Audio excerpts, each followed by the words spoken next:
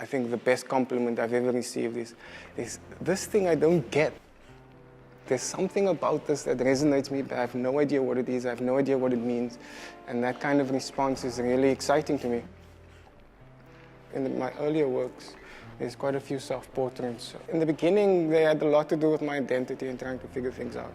Having grown up with my grandparents in a Christian home, being Muslim, these earlier experiences and influences and people was initially what I looked at.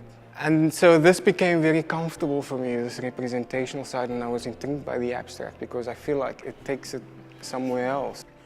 I think abstraction has that immediate emotional possibility.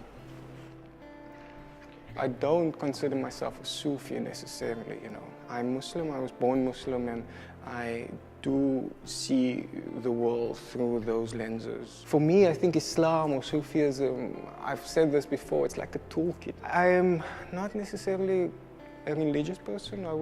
I don't practice as I should, but I do believe. The way I've inserted the Sufi concepts into the work is, of course, titles is a good way of kind of pointing to what I'm dealing with in the work.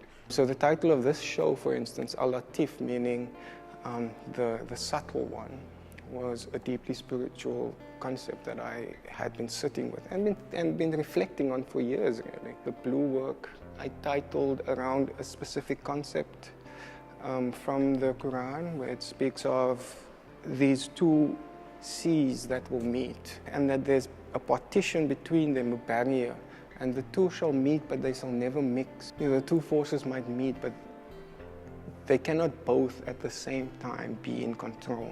Another idea would be the letter that you see on the wall. In the Quran, there's, out of the 144 chapters, if I'm not mistaken, there's about 29 of them that starts with these mysterious letters that nobody really knows what exactly it stands for or what it means. They are most likely represent the 99 qualities of God.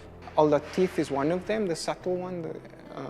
Al-Nur, which is the light, is then represented by this letter. This unknowable truth, or you can never fully know. So I like that. I like the mystery.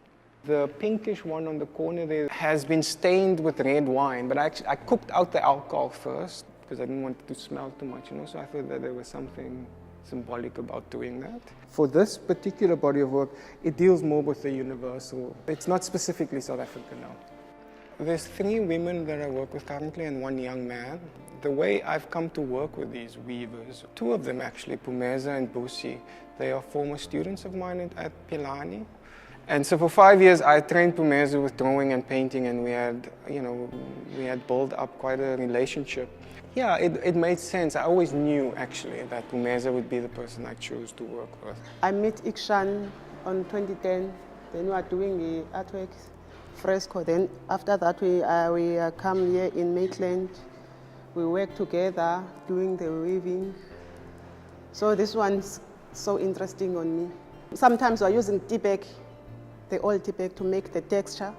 Sometimes we cut the glass, so it's easy for me to transfer that texture to the weaving. And I'm very happy to get a nice boss like Igshaan, because we're working together for a long time, from 2010 up until now. So it's like my family now. We are making a family. Since winning the Standard Bank Award, I think a lot more people know about me, know about my work. I think what this award has done, it certainly just kind of elevated my platform.